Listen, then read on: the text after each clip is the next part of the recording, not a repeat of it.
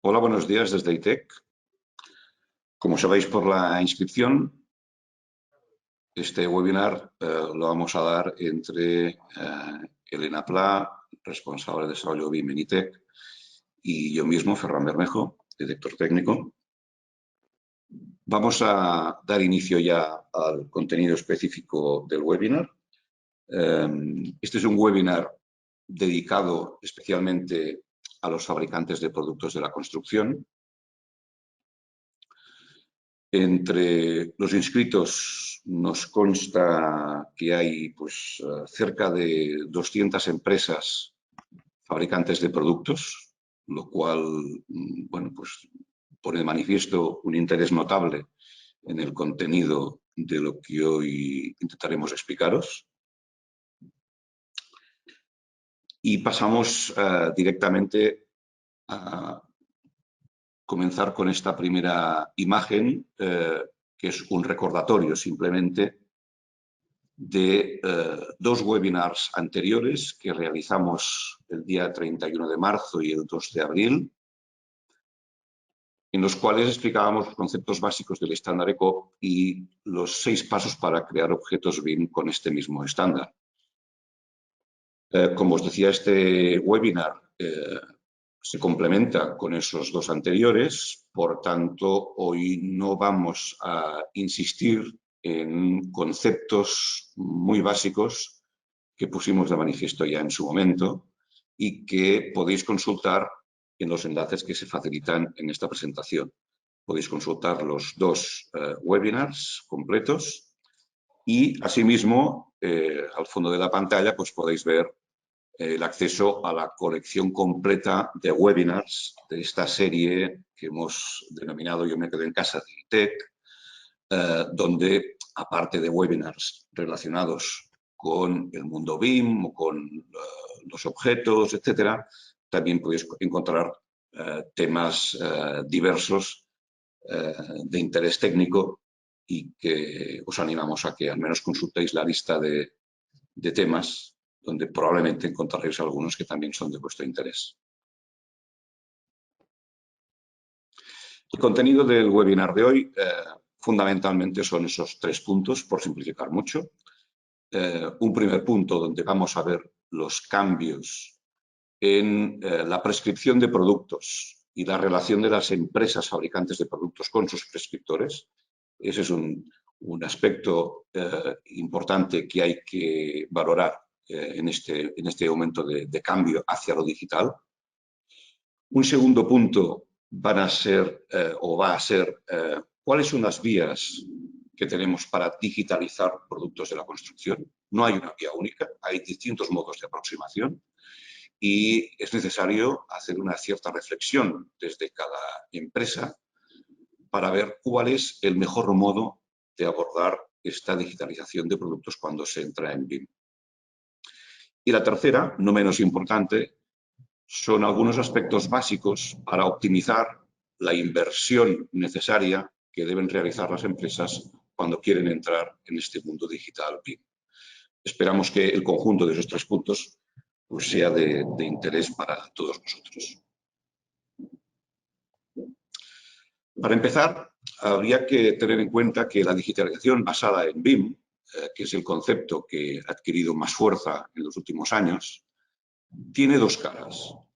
Y esas 2 caras son las que intentamos ahora poner en pantalla. Hay una primera cara que es aquello que llamamos el BIM tecnológico. Un BIM tecnológico que está basado en la gestión de datos que se generan a lo largo del ciclo de vida de un activo, ya sea un edificio, ya sea una infraestructura. Y esos datos pretendemos que tengan a lo largo del ciclo de vida una cierta trazabilidad, transparencia, que sean fiables, que los distintos agentes que utilizan estos valores que están relacionados con los modelos BIM tengan un cierto rigor técnico. Todo eso es lo que estaría ligado a ese BIM más tecnológico, es decir, un BIM que se centra mucho en herramientas de software, de hardware, de comunicación, etc. BIM, lo que llamamos un BIM más tecnológico. Al lado de este aparece lo que yo denomino un BIM en procesos. Es decir, todo aquello que está relacionado con la colaboración. Lograr que los distintos agentes asuman que trabajan con una finalidad única, tienen que alinear sus intereses. El objetivo de cada uno de los agentes de un proyecto es conseguir la ejecución de una buena obra, un buen proyecto. No solo conseguir que su parte esté bien hecha, sino que están colaborando activamente y proactivamente en un mismo fin, que es ese activo que estamos creando. Y, por tanto, entregar finalmente a nuestro cliente un activo con mucho más valor añadido que el que habitualmente estábamos entregando. Ese es el BIM en procesos, realmente. Por tanto, podríamos concluir que las necesidades de conocimiento y habilidades necesarias para trabajar desde este punto de vista no son iguales para todos los agentes. Cada agente necesita un conocimiento distinto, adaptado a su función en todo este ciclo de vida. Es un aspecto importante porque muchas veces, cuando se habla de acercamiento al BIM, parece que todos debamos aprender exactamente lo mismo. Y eso no es así. Hay una parte obviamente común, pero luego cada uno necesita unas habilidades propias que se deben adquirir por distintos modos, distintos hardware, softwares, conocimientos, etc. Por tanto, acercándonos en esta ocasión o en este día de hoy a los fabricantes de productos de la construcción, la gran pregunta es, bueno, ¿qué hacer? ¿Qué hacer cuando un fabricante quiere apostar fuerte por la digitalización y esos entornos BIM que hoy en día nos están llegando? Fundamentalmente hay dos aspectos a tratar. Un primero que es el de incorporar conocimientos de procesos y tecnología en distintas áreas de la empresa. Estas áreas fundamentalmente podrían ser, dependiendo de cada empresa, pues tendrán nombres distintos, pero en el fondo es toda aquella actividad de la empresa que se dedica a la consultoría, a la relación con los prescriptores, con los constructores, con los contratistas, el área comercial o las áreas que se dedican al desarrollo de productos. Estas áreas deben tener unos conocimientos fundamentales de procesos y tecnología para poder llevar a cabo una cierta interlocución con los demás agentes que participan en el proceso. Por tanto, hay que incorporar esos conocimientos. Hay un segundo aspecto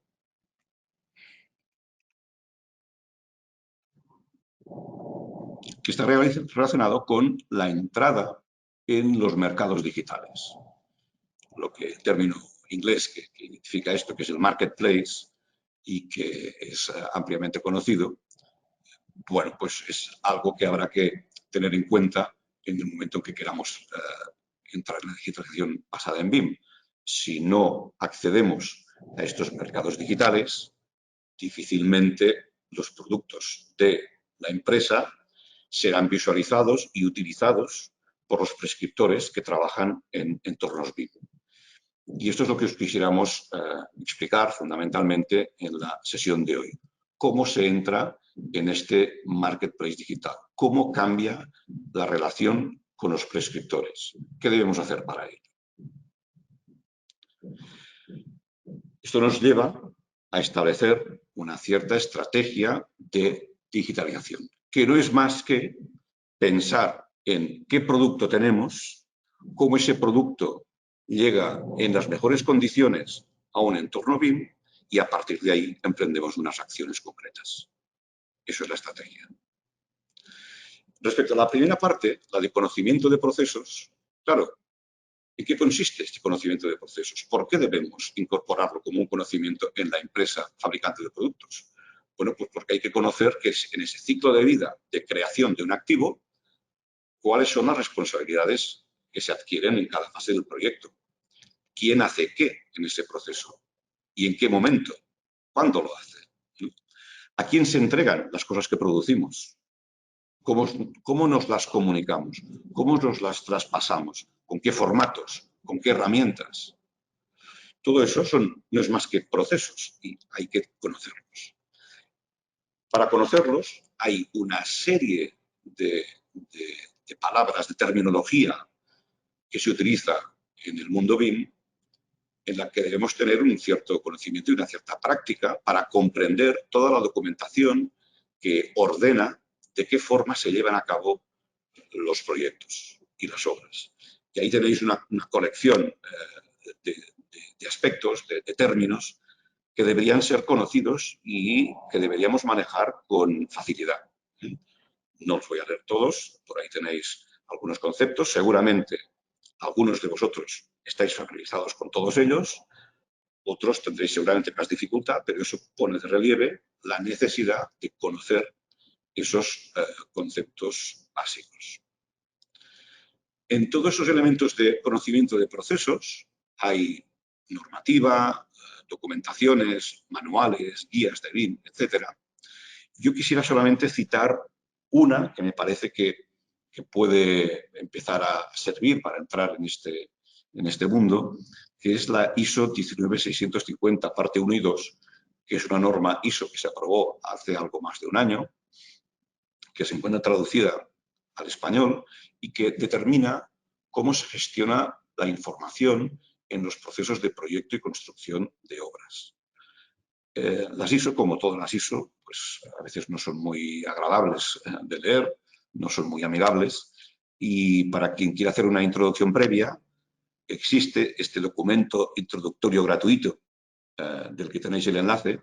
Es un documento que se redactó desde Building Smart España, que os podéis descargar y que en 10 o 15 páginas os hará una introducción rápida a los contenidos fundamentales de esas ISO. Y puede ser una primera aproximación interesante para vosotros. Y hablemos un poco del mercado digital. El mercado digital parte fundamentalmente de las necesidades de proyecto. Un equipo de proyecto, cuando trabaja en un entorno BIM, necesita acceder a los productos de construcción, no ya en un formato, digamos, real, material, que es el que se utilizará en la obra, sino que lo necesita en un formato digital. Necesito la representación digital de esos productos que voy a utilizar en mi proyecto.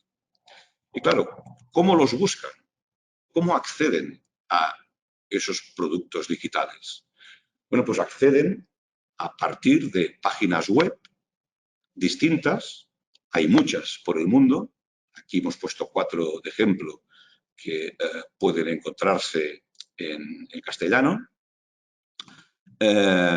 Estas páginas web, en el fondo, son un repositorio de productos comerciales o productos genéricos que se utilizan en la construcción, y accediendo a esas páginas web, donde se pueden seleccionar los productos necesarios para nuestro proyecto, nosotros evidentemente nos quedamos con algunos de ellos.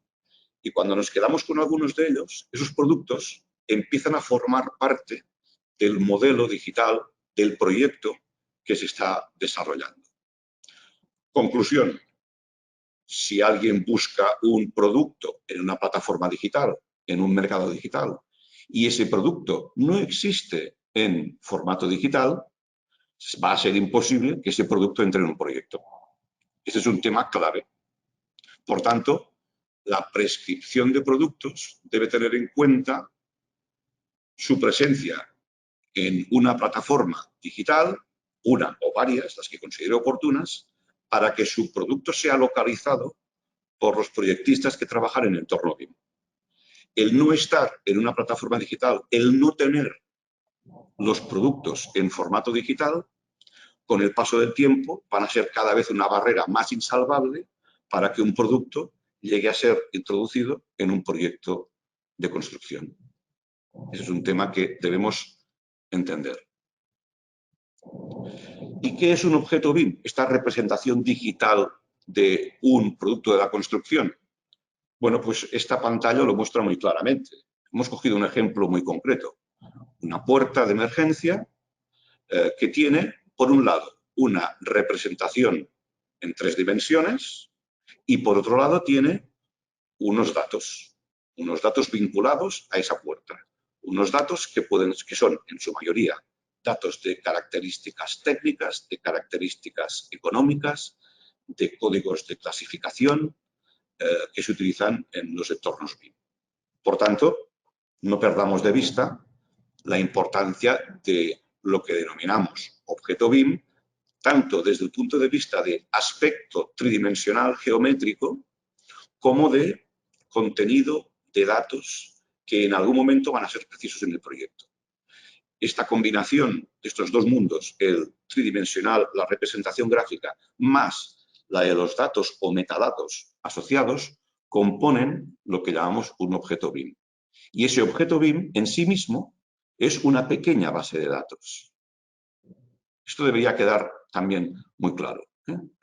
El objeto entendido como una pequeña base de datos que va a aportar una parte de información a un modelo o un proyecto más complejo que utiliza centenares de objetos para realizar un mismo proyecto.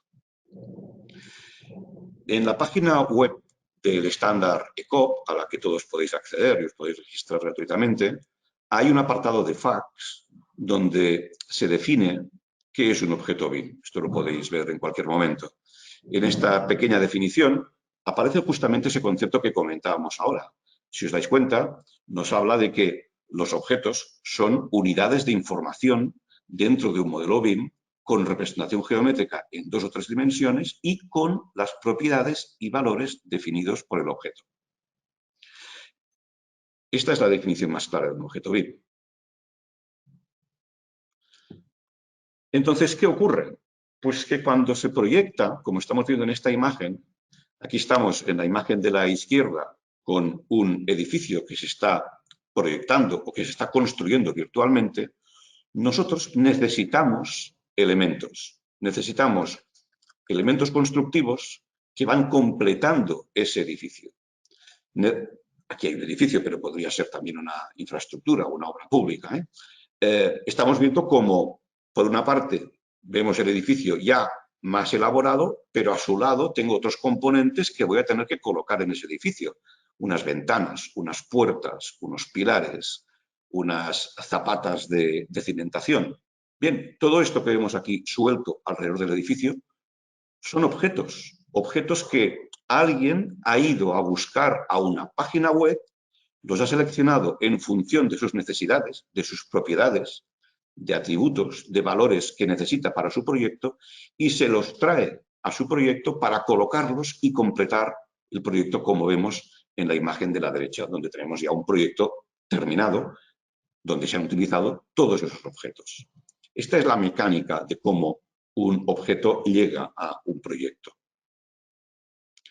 Entendido esto, tendríamos que ver cómo, desde el punto de vista de la prescripción y presupuestos, en qué momento entra un producto en un presupuesto. Bien, vemos aquí las fases de obra más habituales que ya conocemos. Esas fases de obra pueden relacionarse con la prescripción del siguiente modo. En una obra privada y en un mundo no digital todavía, encontraríamos que un producto de construcción tiene una representación simbólica, lo que se hace en un archivo de CAD. Un rectángulo puede significar una ventana, una puerta o cualquier otro elemento, es una representación simbólica a la cual a través de una leyenda o de un texto le asignamos cuál es su significado. Y la diferencia está en que cuando empieza el proyecto ejecutivo, yo puedo empezar a poner nombres de marca comercial, de productos comerciales, a esas representaciones simbólicas de un producto. Ese rectángulo que era una ventana, a partir de ese momento puede tener un nombre de una marca comercial que fabrica esa ventana con su modelo concreto. Bien, esto mismo nos indica que en un momento u otro del ejecutivo y en la construcción, ese producto entra en el proyecto. La marca comercial entra en el proyecto.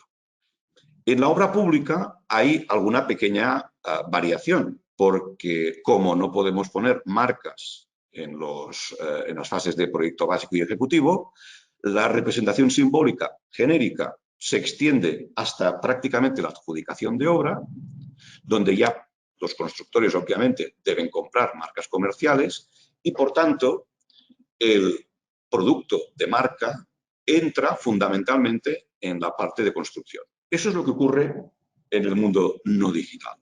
Pero veamos ahora qué ocurre en el mundo digital. En el mundo digital y en una obra privada nos damos cuenta de que en un primer estadio probablemente vamos a utilizar unos objetos genéricos, sin marca todavía. Es decir, objetos que tienen unas propiedades determinadas que se exigen por normativa, pero todavía no tengo qué marca comercial me va a dar respuesta a esa necesidad. Pero llega un momento, quizá a lo largo del proyecto básico, donde ese objeto genérico ya se va a convertir en un objeto de marca. Ya sé qué producto exactamente voy a colocar para cumplir con mis necesidades. Eso implica que el objeto de marca está entrando ya en fase de proyecto básico.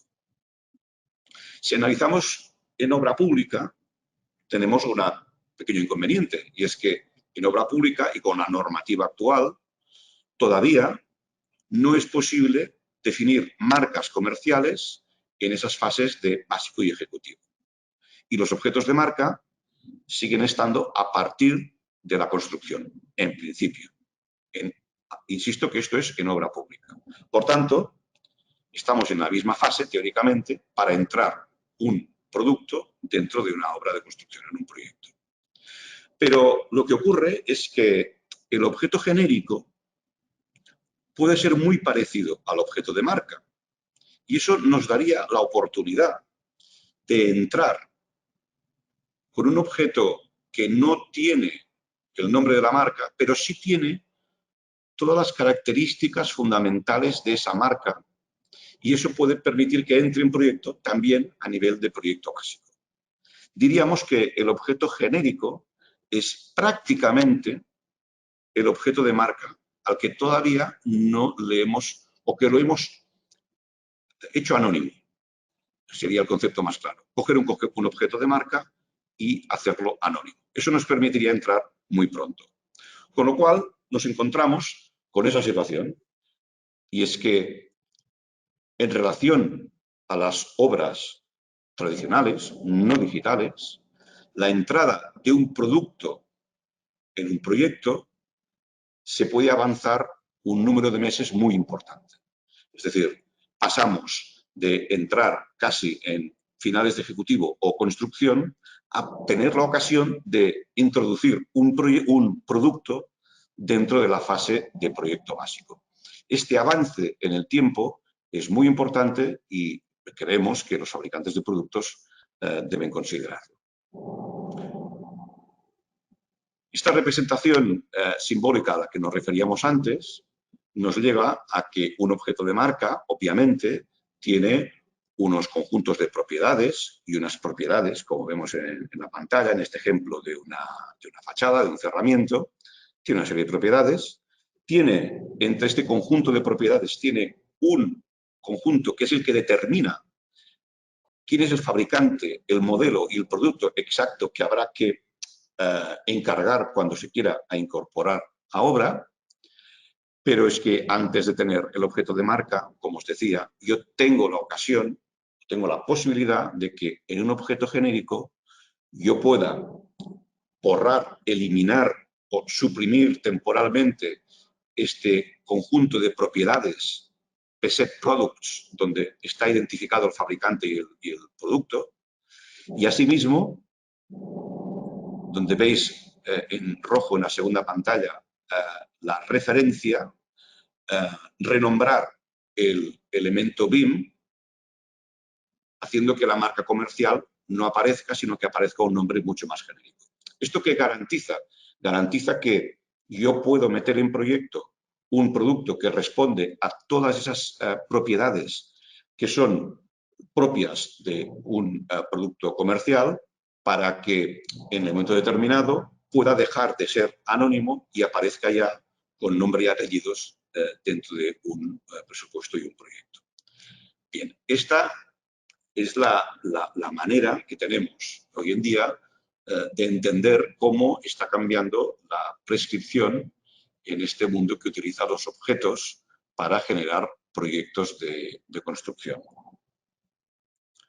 Con esto cerraríamos esta primera parte del contenido y Elena nos va a comentar cuáles son las vías de digitalización de los productos en base a estos conceptos que hemos definido hasta ahora. Muy bien. Hola, buenos días a todos. Un saludo allí donde estéis. Nosotros lo que llevamos un tiempo en diálogo con fabricantes, hemos detectado las necesidades que surgen cuando alguien nos plantea, alguien que por ejemplo fabrica productos amorfos, nos dice, oh, es que mi producto tiene muchos usos, o fabrica componentes, ¿no? Componentes de un elemento BIM, pero no propiamente el elemento. ¿Qué tengo que hacer? ¿Cómo tendría que tomar forma digital mi producto si forma parte de una solución, pero no es la solución completa? Entonces, no tenemos la solución, la fórmula mágica para todos, pero sí que con lo que vamos a explicar ahora, creemos que se entenderá muy bien las posibilidades que hay de digitalizar productos de construcción de todo tipo, sean amorfos, sean componentes, sean soluciones completas o sistemas y módulos de edificios enteros. Lo que hay que entender es que la moneda de cambio es el elemento BIM. Estamos en euros, no en pesetas, que diríamos. ¿Nosotros podemos trabajar todavía en pesetas? Sí, pero al final cuando voy al mercado tengo que pagar y transaccionar en euros. El euro es el elemento BIM. Es un elemento que puede agrupar uno o varios productos de construcción. Lo habitual es que agrupe varios. Son soluciones completas que ha decidido el estándar BIM abierto, que sería el estándar IFC, al cual se acogen y con el que están trabajando desde hace tiempo todas las plataformas de modelado. Por eso modelamos muros y no modelamos membranas ni modelamos capas de pintura. Se modelan muros enteros que dentro de los muros engloban dentro de sus partes pues capas de pintura, membranas o capas de aislamiento, paneles. Bien, partiendo del elemento del euro, lo que hay que entender es que hay una dimensión que existe, que es los materiales. O sea, vamos de lo más grande a lo más pequeño.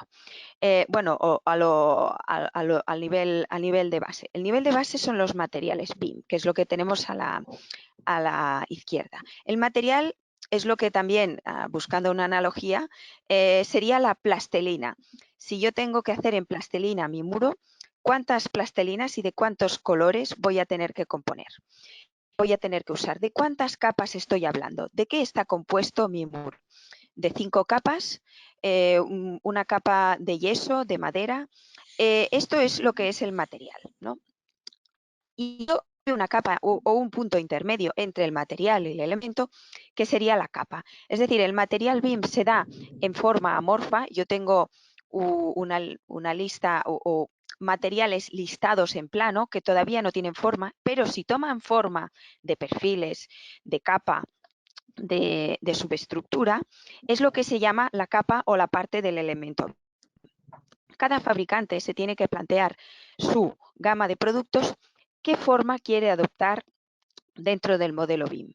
Tiene derecho a adoptar la forma de capa, tiene derecho a adoptar la forma de material BIM y tiene derecho a adoptar la forma de elemento BIM, ¿no? Pero hay que entender que para cada una de las que adopte, su producto se digitalizará, se expresará de una forma distinta. Si se quiere solo tomar forma como material, básicamente lo que comunica su producto es una composición, hormigón blanco, por ejemplo, ¿no? Bueno, bien, pues yo solamente estoy transmitiendo mi producto como una composición. Si yo quiero transmitir que mi producto siempre adopta, por ejemplo, la forma de jardineras o de muros exteriores, pues yo ya puedo tomar la forma de elemento, ¿no? ¿Qué uso final tiene mi producto? Pues una jardinera o una alacena o una viga. Bien, ese es el uso final. Y si yo quiero explicar que mi producto son paneles de aislamiento, que no acaban de ser un elemento completo, pero tampoco son un material, pues entonces soy una parte. Entonces, en estas tres vías, ahora iremos a punto por punto para ver cualquiera de las tres son posibles, pero qué ventajas y qué inconvenientes o qué significa esto para los que usan los productos o los objetos BIM y qué consecuencias luego se encuentran, con qué pasos hay que resolver en cada caso. Bien, podemos pasar a la siguiente. Seguimos con nuestras vías. Hemos tomado el ejemplo de antes que hemos visto, el ejemplo de un muro genérico con una solución SATE, ¿no? En esa solución SATE tengo un mortero monocapa, que es un producto, también tengo una fibra de vidrio o tengo un enyesado o una pared de fábrica. Bien, si yo adopto la forma de material, estoy en una lista plana de elementos, ¿no? Mi producto va a estar en una biblioteca de una plataforma nativa, sea Revit, Archicad, Allplan, la que sea, ¿no? Y ahí se queda porque como mi producto no tiene forma, pues como material solo tengo derecho a estar listado en una lista plana de materiales. En cambio, si yo elijo darle forma a mi producto, porque yo sé que mi cemento, mortero, monocapa siempre va a ser una capa, ¿por qué no darlo como capa? Como capa sola, porque a lo mejor puede ir contra un muro existente o puede ir contra una solución SATE. Y yo no me quiero mojar dando los dos usos posibles. Bueno, tengo derecho a tomar forma en una capa. Será una capa de un muro, porque yo ya sé que siempre voy a estar en muros y no voy a hacer una capa de cubierta, porque mi cemento, por ejemplo, mortero monocapa, pues solamente va a estar para soluciones de muros. Bien, puedo hacer esto. Esto, ¿qué ventajas tendrá respecto al material que ya me estoy dirigiendo a un grosor específico o a una solución de uso final parcial, ¿vale? Y esto se puede dar en formato de archivo nativo. Ya no tengo que estar en formato de biblioteca, sino que puedo tomar forma de archivo nativo y la descarga es distinta si vas por material que si vas por elemento.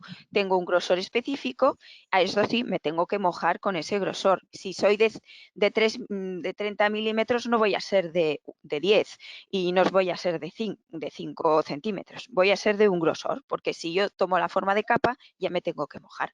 El siguiente punto ya sería decir, no, mira, es que mi mortero de acabados siempre el uso más habitual va a ser un SATE, porque hoy en día pues ya no se ponen morteros de rehabilitación sin hacer SATEs. Vamos a impulsar la solución de un SATE completo, voy a hacer un genérico de SATE, me acompaño de otras capas en genérico y lo mío lo doy de marca.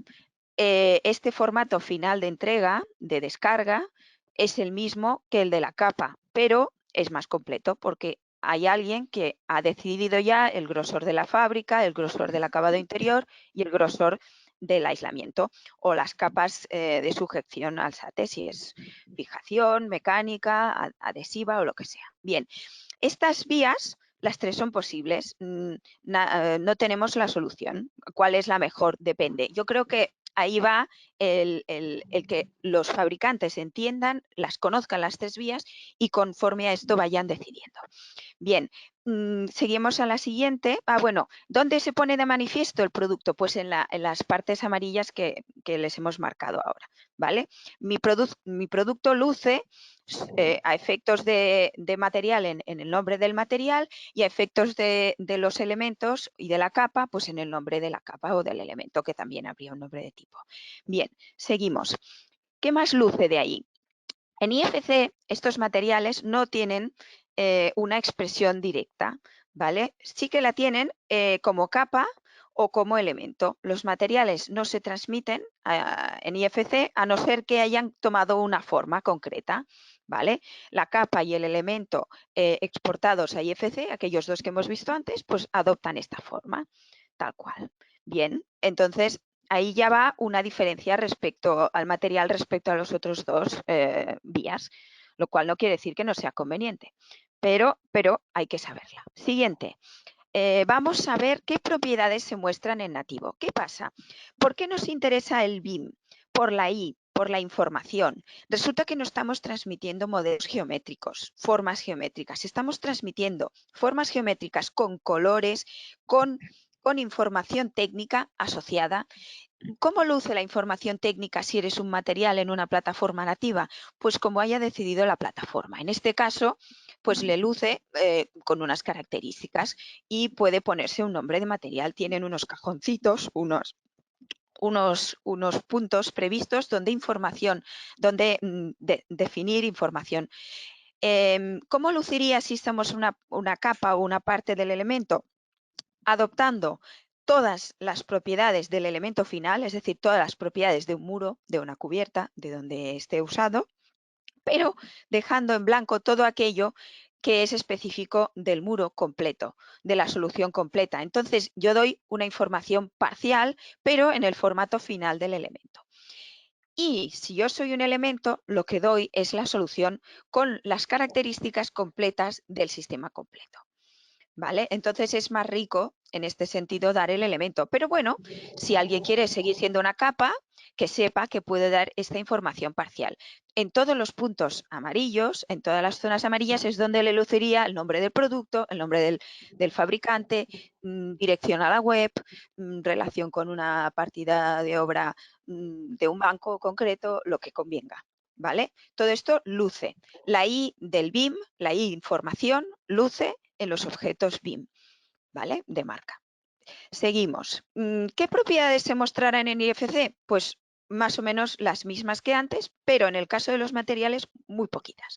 En el caso de los materiales, todo aquello que hemos visto que queda en el nativo, y de momento, según la exportación habitual que estamos viendo en el estado del arte habitual, no están luciendo las propiedades. Aunque el estándar lo considere, el estándar IFC tiene cajoncitos para propiedades de materiales, nosotros lo que estamos viendo a día de hoy en la calle es que los modelos BIM no están exportando completamente, no están exportando propiedades de materiales. Por lo tanto, luce, sí, luce en el nombre del producto, el nombre del material. En cambio, en la capa y el elemento, en el formato de propiedad de elemento, sí que lucen, porque luce todo aquello que hemos visto antes, pues tal cual se traspasa al estándar IFC. Según el estándar ECO, pues está previsto que haya un PST Products donde luzca el producto, los N productos que compongan esa solución. Entre ellas, pues el producto que nos ocupa, ¿no? El mortero, pero es uno de tantos, ¿vale? Bien, pero al menos lucirá. Y en el elemento ya lucirá todo y además las propiedades de la solución completa.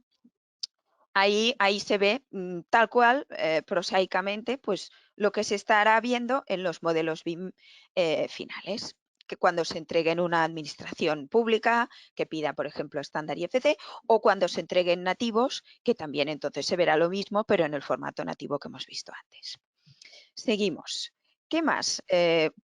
Seguimos el camino. ¿Qué pasos siguen los proyectistas para modelar? Ahora hemos visto lo que luce, ¿no? Si soy un material, tengo que hacer N pasos, ¿no? Tengo que abrir el gestor de materiales en la plataforma de trabajo. Cargo una biblioteca externa, porque yo me tengo que haber descargado la biblioteca del material. No trabajo con los materiales nativos de la plataforma, sino con uno externo, con el nombre y apellidos, materiales con nombre y apellidos de productos. Bien, elijo el material y lo incorporo conforme voy modelando, pues a muros, ¿no? Por ejemplo, yo puedo hacer distintos tipos de muros, vigas y falsos techos, y a todos les aplico una capa de pintura que yo me he bajado, ¿no? O una capa de yeso o el material que yo convenga. Esto es muy libre porque da mucho juego. Da juego para poner mi material, el material de aquel fabricante, en tantos elementos como yo vaya decidiendo como proyectista.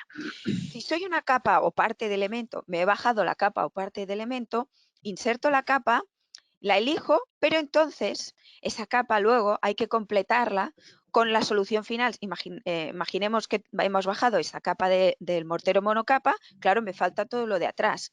O enriquezco esto con todo lo que hay posterior, o al revés, a las soluciones que yo ya tenga, por ejemplo, de muros existentes, les incorporo esta capa. ¿no?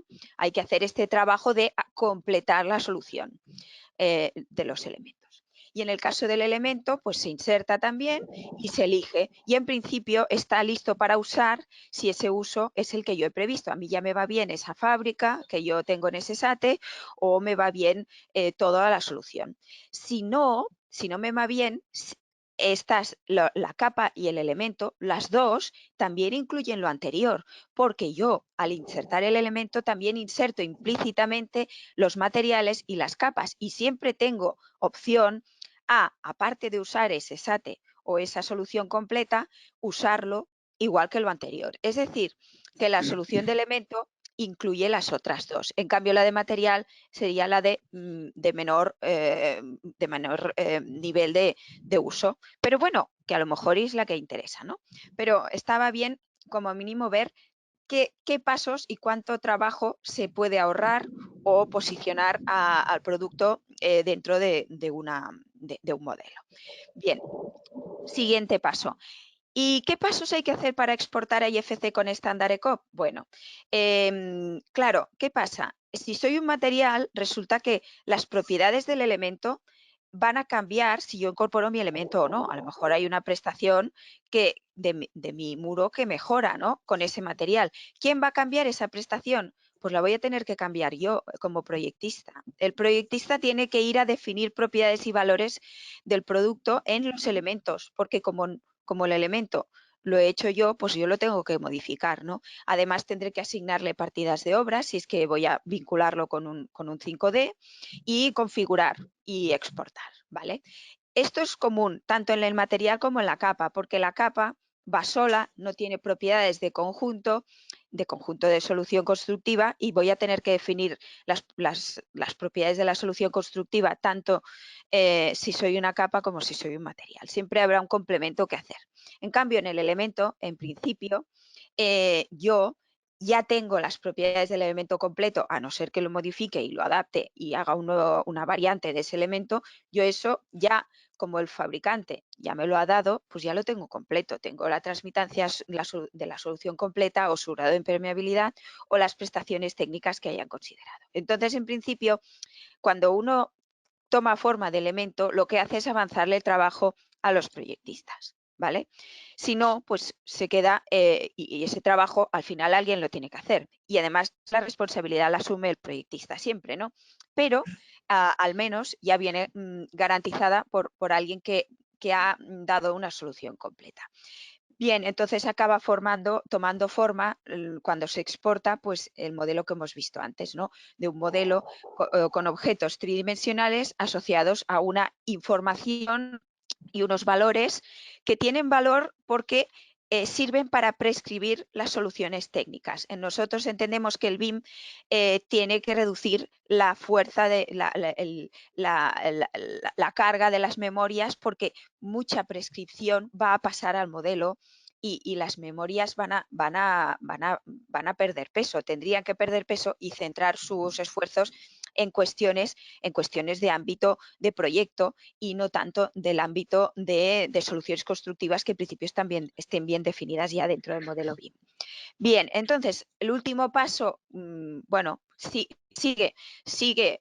Todo esto es el modelo digital. Mi objetivo era entrar en el modelo digital, pero no. Mi objetivo final es entrar en la obra y que esto acabe incorporado en la obra. Estamos hablando de átomos y el medio para entrar en la obra es entrar en el presupuesto. Entonces, ¿cómo entran los productos en el presupuesto de la obra? Una vez que yo haya importado, partiendo de que el estándar de un IFC con estándar ECOP tiene lo mismo, ya sea que venga de un material, que de una capa, que de un elemento, los pasos van a ser los mismos, ¿no? Entonces, entran los productos en el presupuesto porque la partida estará definida con el nombre del producto, habrá unas mediciones que se vincularán para este muro, me tomas el área y también la longitud, y esto es mecanismo de programa de mediciones, y al final yo obtengo un presupuesto vinculado a unos elementos BIM en los cuales en todos hay un punto de vínculo y de nombre del producto y de prescripción técnica de aquel producto en aquel presupuesto, ¿no? Que es el paso previo a la incorporación en obra de aquel producto en la obra final. Muy bien, más o menos este era el tema de presentar las tres vías, decir que queremos que se conozcan y que para que la gente, los fabricantes y los usuarios decidan en cada caso lo que les es más conveniente, ¿no? No hay una fórmula mágica.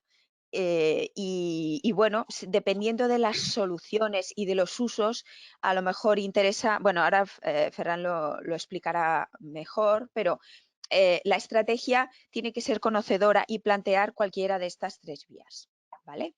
Muy bien, pues doy paso a Ferran y De luego acuerdo. seguimos. Gracias. Pues seguimos con esta parte final del webinar, el tercer punto, que como os habíamos anunciado, tiene que ver con algunas recomendaciones para optimizar la inversión que requiere entrar en este mundo digital. Hemos dicho ya al principio que era necesario realizar un mínimo plan o estudio estratégico que fundamentalmente va a contener o va a considerar unas decisiones de marketing y unas decisiones técnicas. Una sin la otra no se pueden explicar, especialmente desde el punto de vista del fabricante de producto. Entonces, en las decisiones de marketing tendríamos que abordar o hacernos preguntas como: ¿voy a digitalizar mi catálogo completo? ¿Voy a hacerlo por fases?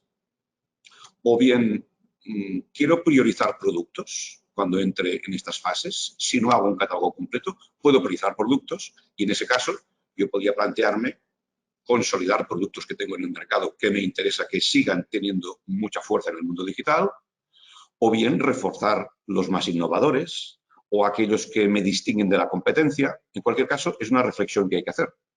¿Por qué? Porque si el catálogo de la empresa es un catálogo muy amplio, la inversión económica va a ser importante y por tanto parece que sea lógico intentar fasificar de algún modo la aproximación a la digitalización de los productos. Y si hay que entrar en esta fasificación, hay que preguntarse o hay que hacerse esas preguntas y darles una respuesta conveniente.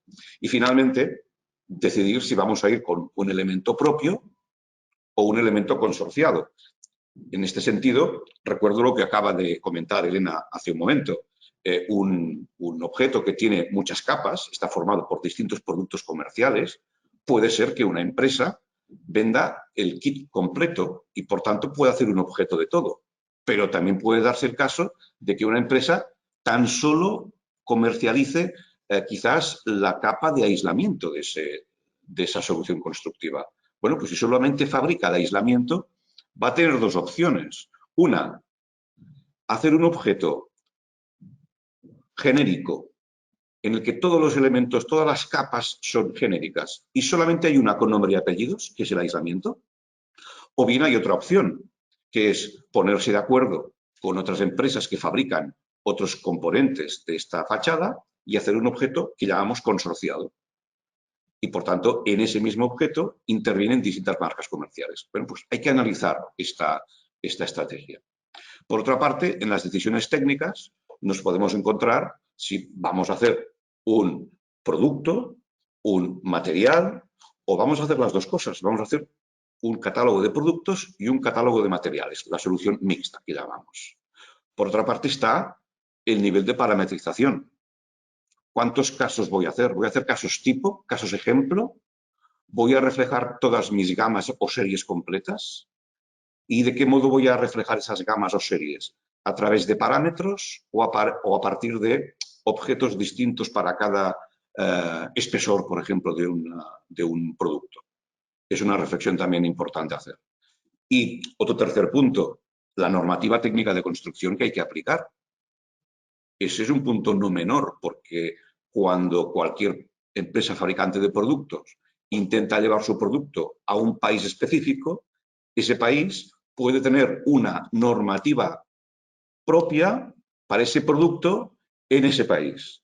y, por tanto, algunas de las propiedades o valores que se van a considerar pueden variar de país a país. Es un tema también importante a considerar. Por otra parte, tendríamos que ver cómo desarrollamos los objetos. Hemos tomado ya las decisiones que había que tomar, hemos decidido por marketing, por técnica, cómo queremos aproximarnos, pero entonces, ¿cómo desarrollamos los objetos? Tenemos dos opciones básicas. O lo hago dentro de la empresa o lo externalizo. Si lo hago dentro de la empresa, significa que debo tener personal habituado a hacer objetos BIM, que sepa manejar las herramientas, los softwares que permiten modelar los objetos BIM, y cuando digo modelar me refiero tanto a la parte gráfica como a la parte de datos, y que también conozca, por tanto, de qué modo hay que incorporar los valores técnicos que nos exige la normativa. Si no lo hago dentro de la empresa, puedo externalizar ese trabajo a empresas que están especializadas en el desarrollo de objetos o elementos BIM como hay en el mercado. En cualquier caso, sea cual sea el camino, sobre todo en el segundo, es muy recomendable que se solicite a un proveedor externo que los objetos sean programados en base a un mismo estándar, lo más abierto posible, y que permita el cambio de proveedores sin poner en riesgo la inversión realizada. Ese es un punto de notable importancia, porque en ausencia de un estándar, o si no se utiliza un estándar genérico y abierto, ocurre que un fabricante se acerca a un programador, un proveedor que le puede programar sus objetos BIM. Ese proveedor los puede hacer muy bien, pero los hará según su leal saber y entender, es decir, aplicando sus criterios. Pero si por alguna razón ese fabricante debe cambiar al cabo de un par de años de proveedor de objetos BIM, es muy probable que la inversión realizada con ese primer proveedor no sea aprovechable cuando pasa a manos del segundo proveedor. Eso nos indica la importancia de solicitar que los objetos BIM se hagan con un mismo estándar.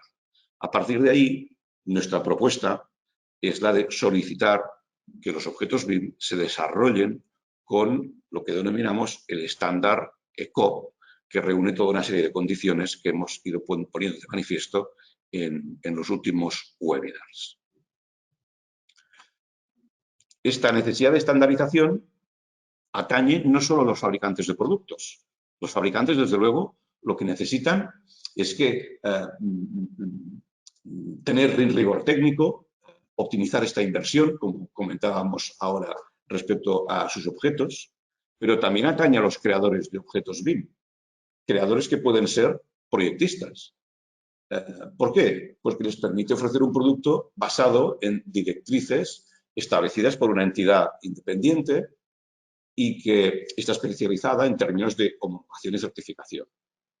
Pero es que también los usuarios de los objetos, esos usuarios finales que pueden ser prescriptores, proyectistas o constructores, les permite realizar análisis comparativos homogéneos de productos de la construcción y producir modelos BIM en los que esta distinta procedencia no genere un desorden en la base de datos o un ruido de fondo. Eso va en detrimento de la calidad de un modelo BIM. Y finalmente encontramos a los propietarios, promotores, licitadores, que necesitan información de valor para poder analizar su patrimonio y ser eficientes en la gestión y explotación de activos. Todo eso nos lleva, evidentemente, a la necesidad de introducir un estándar en la creación de esos objetos. Y unas recomendaciones adicionales que queríamos hacer, que creemos que también pueden ser muy interesantes. Una, tener en cuenta que el titular de un objeto BIM es el responsable de la veracidad de la información que contiene ese objeto BIM. Es decir, el titular es el fabricante del producto, no el desarrollador del objeto, si se ha externalizado. Siempre, en cualquier caso, el titular es el responsable de esa información técnica que hay en los objetos. Por otra parte, como titular, también es responsable del mantenimiento de esa información. Es decir, hay que prever actualizaciones periódicas de los objetos BIM para que siempre estén de acuerdo con las exigencias normativas que pueden ir cambiando o incluso con las distintas prestaciones de ese producto si han ido cambiando con el perfeccionamiento de los sistemas de producción, de fabricación, etc.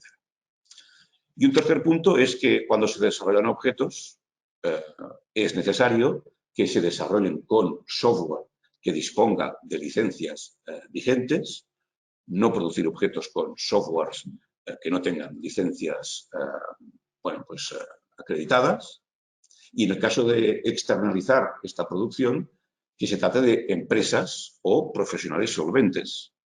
Cuando decimos solventes, todos entendemos qué significa este concepto, pero sería triste haber confiado en profesionales no muy solventes que a poco tiempo de haber realizado nuestra biblioteca han desaparecido del mercado, con lo cual nos pueden dejar bastante indefensos respecto a nuestras bibliotecas. Bien, todo esto es lo que hemos intentado reflejar en ese estándar ECOP al que nos hemos referido antes, y un estándar, como os decíamos, abierto, que está perfeccionándose continuamente y que cuenta con el respaldo y el trabajo a partir de sus grupos de técnicos y de trabajo con nosotros, de las principales asociaciones de fabricantes de productos en España, en este caso, y también con la participación de proyectistas, de los colectivos de proyectistas, por ejemplo, arquitectos, aparejadores o ingenieros de obras públicas, que están colaborando en el perfeccionamiento de ese estándar que os proponemos como un estándar de referencia en el momento de empezar a desarrollar vuestros objetos BIM. Bien, nos hemos extendido algo más de lo que preveíamos en principio, pero ha llegado el turno de las preguntas y a partir de ahora, pues sabemos que algunos ya habéis introducido preguntas en el apartado, pero podéis en este momento empezar a realizar aquellas que os sean de más interés, y entre Elena y yo procuraremos ir respondiendo vuestras dudas.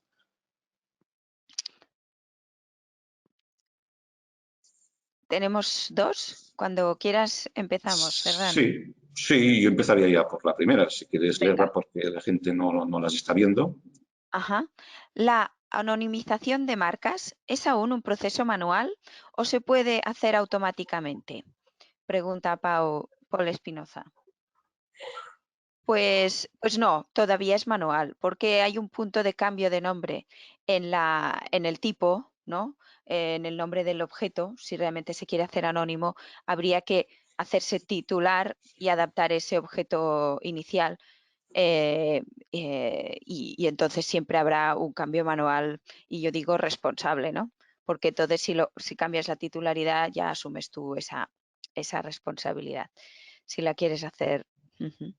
Entonces es manual y ya está, de momento. ¿Qué más? En un sistema SATE, ¿el espesor de aislamiento es parametrizable o hay que hacer tantos elementos como espesores queramos? A ver, los objetos BIM que vienen en nativo siempre tienen derecho a cambio. Si viene con 30 milímetros de espesor, 3 centímetros, si yo quiero 35, puedo cambiarlo. Entonces es parametrizable, sí, pero viene con una geometría de origen. Es decir, hasta este punto se puede cambiar. ¿Qué pasa? Que si yo luego le cambio este espesor y a lo mejor me cambia alguna prestación, las prestaciones siguen siendo las del elemento original, a no ser que yo las cambie. Es decir, los programas BIM todavía no son suficientemente inteligentes ni pueden tener motores de cálculo en tiempo real de todas estas prestaciones asociadas al cambio de las geometrías. Entonces, la respuesta es un poco parametrizable, pero no a todos los efectos. Por lo tanto, es mejor que cada uno defina los casos más habituales o los que le interesan y a esos definir prestaciones completas, ¿vale?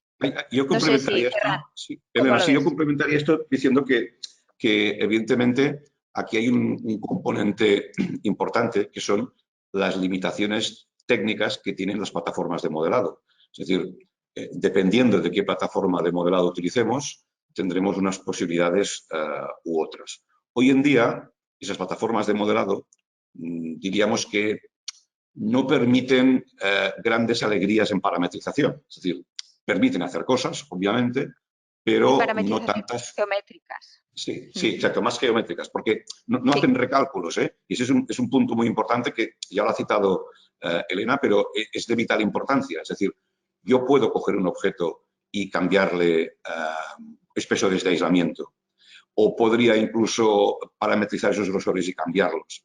Pero cuidado, porque el valor de transmitancia térmica de todo el cerramiento no me va a cambiar porque ha cambiado simplemente la especificación del grosor. Es decir, el objeto no autorrecalcula las prestaciones que sean derivadas de ese cambio de espesor. Y lo mismo podríamos decir de un aislamiento acústico, etcétera. Por lo tanto, exacto. Que va hay por que ir con ensayos. mucho cuidado. Hay que ir con mucho cuidado. Sí, hay que hacer un cambio responsable. ¿Que se pueden poner fórmulas y hacer cosas muy complejas? Sí, pero hasta cierto límite. Y hay cosas que no van por van por saltos, valores, como saben los fabricantes, valores obtenidos de ensayo, temas de fuego, temas acústicos. Más allá de la función lineal, que mira, esto hasta cierto punto se puede programar, hay toda una serie de conjuntos de prestaciones que son relativas a los casos. Y los casos los conocen los fabricantes y saben que pueden garantizar y que no. No tiene sentido, Más por ejemplo, preguntas. que en una propiedad que hable de espesor de aislamiento térmico se responda con una casilla en la que nos diga pues entre 50 y 150 milímetros. Responder así a una propiedad no tiene sentido en el mundo BIM, porque ese valor probablemente va a ser utilizado después en un programa de análisis energético que no puede leer que eso está entre 50 y 150. Tiene que saber cuál es el que se utiliza en esa obra. Por tanto, esto nos liga un poco con la problemática que estábamos comentando ahora de la parametrización. Nosotros ahora en el tema de BIM estamos en un perfil muy práctico y preferimos hablar de casos. Es decir, vamos a hacer un caso de esta solución. De SATE, de muro interior, de viga, de lo que sea. Hagamos casos y a partir de aquí ya se verá hasta qué punto luego dan juego a hacer parametrías, ¿no? Parámetro. Más preguntas. ¿Quieres leerlas tú, Ferran? Por aquí, yo no sé si estoy Ah, viendo bien, pero no. no me llegan ahora mismo más, ¿eh? Ah, vale. Tenemos estas dos que hemos respondido ya. De momento no ha llegado ninguna más. Sí que quisiera también aclarar para quienes no hayan visto todavía los webinars anteriores que la exigencia o la solicitud de utilización de un estándar como ECOP para modelar objetos no tiene relación con la plataforma con que se modelen. Por ponerlo claro, si yo quiero que me hagan un objeto en Revit o en Archicad, eso es independiente de que se solicite el estándar ECOP. Ese estándar sirve para que bajo cualquier plataforma de modelado se pueda desarrollar un objeto BIM. Bien, pues si no hay... Ah, sí, aquí se habla, ahora nos preguntan sobre la territorialidad de los objetos BIM. Bueno, entiendo que cuando habla de territorialidad está relacionado con un aspecto normativo y ese aspecto normativo, como decíamos al final de la presentación, es importante porque hay que ver a qué mercado va a ir a parar ese objeto, porque dependiendo del mercado al que vaya a parar, habrán propiedades y valores de esas propiedades que probablemente serán distintos. Por tanto, siempre hay una cierta adaptación al mercado nacional. ¿Qué quiere decir eso? Bueno, pues que los fabricantes de productos deben tener objetos adaptados a aquellos mercados en los que están trabajando. optar por algo distinto que significaría hacer un objeto con solamente propiedades muy genéricas que sirvan para cualquier país, bueno, podría ser posible, pero eso va a dejar en manos de los prescriptores un trabajo muy importante. Y quizás cuando el prescriptor se encuentre que tiene que complementar esos objetos tan genéricos con sus propiedades nacionales, eso va a provocar un cierto rechazo o una cierta pereza en introducir toda esa información y, por tanto, parece recomendable que exista un objeto adaptado a cada ámbito normativo o a cada ámbito territorial, incluso a veces por idioma, que es un tema que no hemos tocado. Hay algunas preguntas más por aquí. Elena, ¿quieres...? Sí. En el caso de la responsabilidad del titular en materia de la veracidad de la información ingresada en los elementos o productos, ¿el estándar ECOP o IFC define alguna penalización? Es decir, ¿es posible que el elemento no se publique en los repositorios? Bueno, yo diría que nadie define una penalización hoy en día contra la veracidad de los objetos.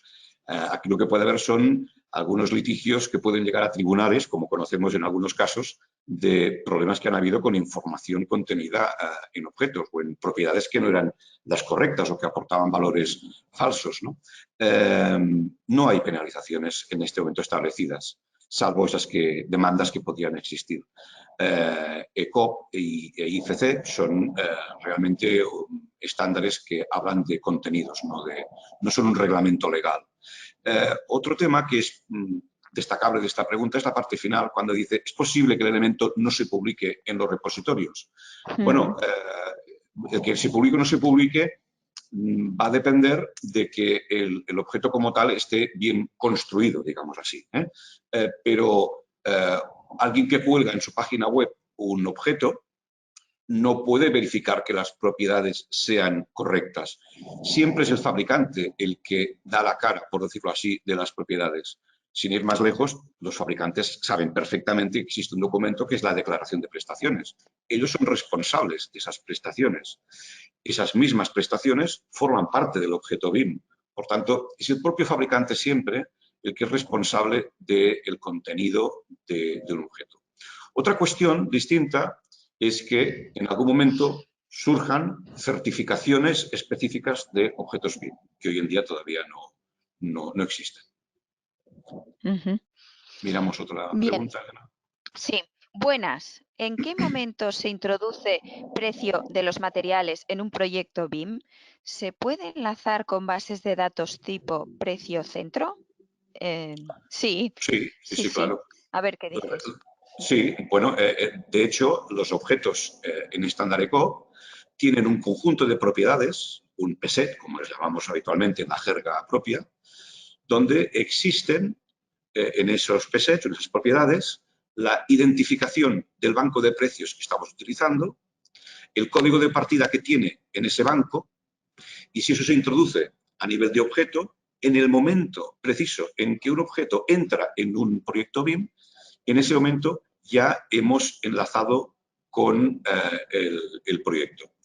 Por tanto, lo que nos queda para completar este proceso, que es lo que explicaba Elena al final de las imágenes que ha presentado, es que el programa que se utiliza de mediciones y presupuesto, al encontrarse con esos objetos que llevan como mochila la información de partidas de obra, banco, etcétera, incorporen ese producto ya en el presupuesto. Por tanto, sí, la respuesta es sí, a partir de utilizar correctamente el estándar para crear los objetos. Bien. Un objeto de un fabricante, como por ejemplo un foco de luz de techo, debe informarse en la base de datos de los materiales que lo componen, cables, bombillas, etc.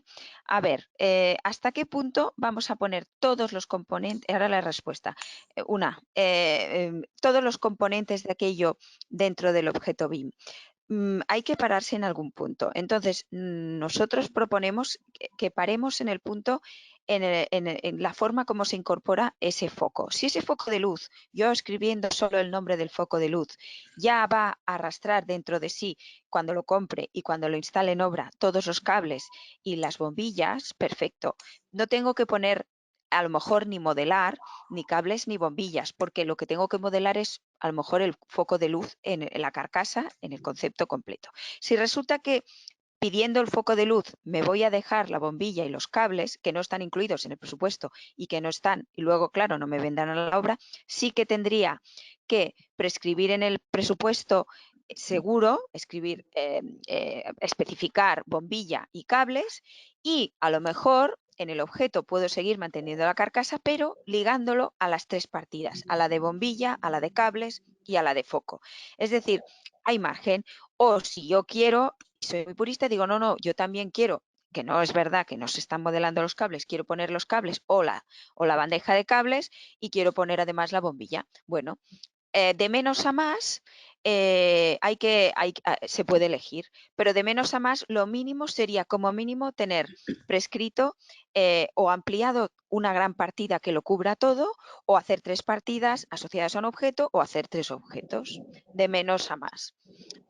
Pero el punto crítico entendemos nosotros que es lo que se va a instalar en obra, o a lo mejor lo que se tenga que mantener. Si la bombilla se tiene que mantener de forma independiente al foco de luz, que será el caso seguramente, pues a lo mejor al final sí que merece la pena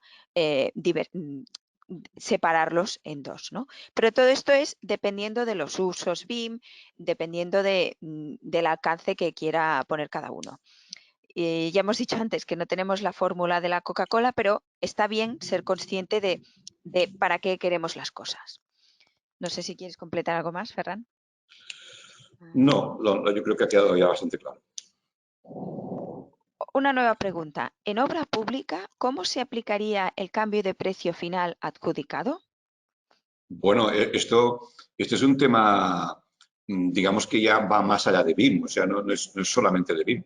Es decir, el cambio de precio final se haría pues sobre el documento de presupuesto que se apruebe. Es decir, el objeto BIM tiene una partida de obra que tiene un precio en un banco. Eso ha entrado en el presupuesto. Si por alguna razón en el proceso de adjudicación de una obra pues ha habido un cambio de precio, pues se cambia el precio pues como se cambia siempre en cualquier presupuesto. No porque se cambie el precio, eso nos cambia el objeto BIM, porque el precio como tal, el precio, no está en una propiedad del objeto BIM. El objeto BIM lo que tiene es el código de partida de obra en una base de datos.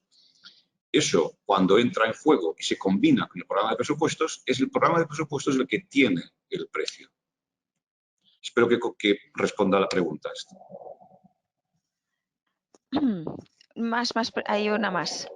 En un objeto de un fabricante, si se modifican parámetros y dejan de ser válidos los valores, por ejemplo, lo que hablaban del aislamiento, si cambiamos el espesor, los valores de transmitancia ya no son válidos. En ese caso, a la hora de ser responsable el fabricante del objeto, ¿cómo controla el fabricante la veracidad de su objeto si luego se puede modificar? Hombre, si lo esto es tiene... muy... Sí, sí, sí. sí, No, a ver, punto 1, el responsable último del proyecto es el responsable del proyecto todavía. Entonces, ese cambio es responsabilidad del proyectista, ¿vale? El fabricante, si no le cambian el nombre, él puede decir, y si tiene publicado su objeto, que su objeto original era el que tenía esa transmitancia, ¿no? Y que al cambiarle el espesor, pues eso ya no... Yo creo que esto es plenamente trazable si está publicado, ¿no? Si está publicado en su Sí. web o si es de alcance público. Ahí Aquí viene hay un ya problema, hay un problema legal aquí. Es decir, si tenemos el objeto publicado, esa es la referencia de lo que el fabricante, que es titular, manifiesta. Claro, si un proyectista se baja ese objeto, lo incorpora a su modelo BIM y cambia las propiedades, responsablemente lo que debería hacer es ir al campo donde consta el titular del objeto y cambiarle el nombre, porque en ese momento que él ha empezado a toquetear los valores de propiedades, ese objeto ya no es el que el titular puso a su disposición. Es uno que él se ha personalizado o ha tuneado para su proyecto y, por tanto, él es en ese momento ya el titular de ese objeto. Claro, ¿cómo se controla esto? Pues es incontrolable. Lo que es necesario es que el objeto esté publicado en una plataforma para que, en caso de un conflicto, se pueda comparar si lo que había en proyecto es exactamente lo mismo que estaba en formato descargable. Sí. Simplemente. En la web, una de las propiedades de los objetos BIM, por eso se ha puesto URL al objeto BIM, porque cualquier objeto que esté publicado tenga una URL a ese punto de publicación. Entonces es un punto de control, ¿no? Yo tengo dudas y en el propio objeto ya veo y me lleva al objeto original. Si yo lo cambio, no voy a tener URL y a lo mejor pues me tengo que hacer la URL a mi propio despacho o a mi propia ingeniería, ¿no? Porque ya no, ese objeto ya no es el original. Entonces, todos los cajetines están puestos, igual que cuando se modificaban los planos. Aquí hay acciones responsables y sobre todo trazabilidad. Todo está pensado para que sea trazable. Entonces ahí no habrá problemas si cada uno usa las cosas según está previsto.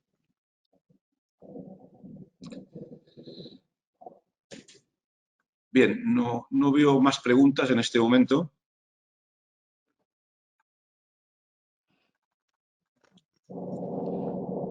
Si no hay más preguntas, deciros que evidentemente estamos abiertos a que nos hagáis preguntas en nuestras direcciones de correo electrónico que tenéis en pantalla. También, como veis, os hemos puesto aquí la referencia a la página web del estándar ECOP, donde os podéis registrar gratuitamente y conseguir utilidades, información, etcétera. Y también al grupo ECOP de LinkedIn, donde ahí puede haber más debate entre los usuarios o miembros de este grupo. Tenéis diversos canales, por tanto, para contactar y para debatir. Os agradecemos la asistencia al webinar de hoy y esperamos que haya sido útil. ¿Algo más, Sí, Elena? muchas gracias por asistir. No, por escucharnos y nos encantará conocer necesidades, dudas de todos los que nos han escuchado. Muchas gracias. Adiós, buenos días.